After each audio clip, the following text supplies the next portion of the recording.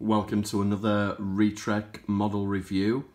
Commodore Jim here, and I've just received the latest issue of the Star Trek Discovery official Starships collection, which is a spin-off to the main line, and the models are quite a bit bigger. They're also quite a bit more expensive, which is not so great. And as the name implies, they are all from the Discovery series. Now, I don't know quite what's going to happen with this line going forward, because there are rumours that the original Starships collection line is going to be finishing quite soon. But then obviously with there being various different Trek shows coming out, the Picard show and whatnot, I don't know whether they're going to roll them ships into the Discovery line or whether they're going to set up another new line. Nobody's quite sure. But anyway, for the moment we have the USS Clark, which is one of the first ships that we see in Discovery. It's one of the ones that comes to help the Shenzhou at the Battle of the Binary Stars. And here is the actual model. Now, I think it looks quite groovy from that angle. There's definitely sort of shades of the Miranda class there, in that you've got the secondary hull, the saucer's kind of built into the secondary hull, which is something that does happen on the Miranda. There is a Miranda variant where it doesn't have the sensor array and whatnot with the photon torpedo thing at the top, and this one seems to be inspired by that one, but obviously within the canon with it coming earlier, I suppose you could argue that this class is probably the inspiration for it. Now, in terms of the detailing and whatnot, they seem to have gone with a bit of a weathered look for this one. The Aztecing, thank you Elliot for correcting that on my last video, seems to be showing a lot more signs of kind of weathering to show that this is a ship that's probably been in service quite a long time. The outcome of that though is that it is quite bland in terms of its paint scheme. If we take it off the runner there, we do have a little bit of red on the underside. In fact, the underside's a lot more detailed. I wonder if you get away with... Yeah, we could say it goes that way up. It looks cool. It don't matter in space, does it?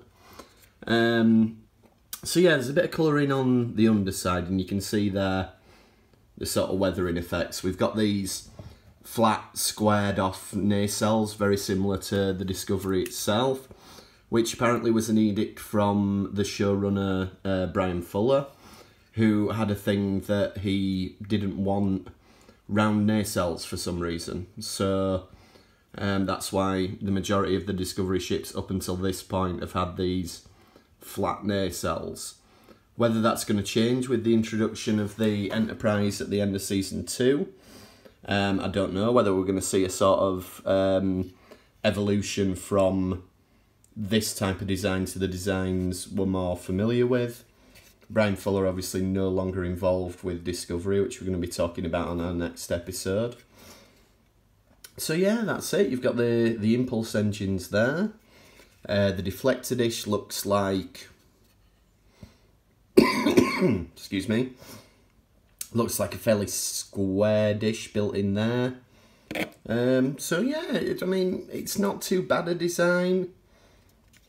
It looks fine. My only issue with the Discovery collection, they are 3 times as much as the regular ships, which means that if you get a less inspiring one, shall we say, and only one release per month, it's kind of a bit disappointed.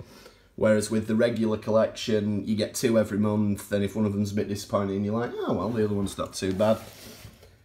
So this subscription is more of an ask, really, to stick with it, because it is very expensive. The ships aren't as iconic, obviously, because they've only just been seen. So, we'll see how it pans out. I'm waiting for Season 2 to see if we get an announcement of a load of the Season 2 ships. Upcoming in next issue, we've got another Klingon design.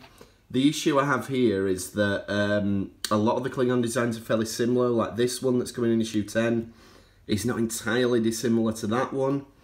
There's a couple more Federation ships coming. I don't mind the look of that one. That kind of looks like, what was it, that Douglas Adams Starship Titanic thing.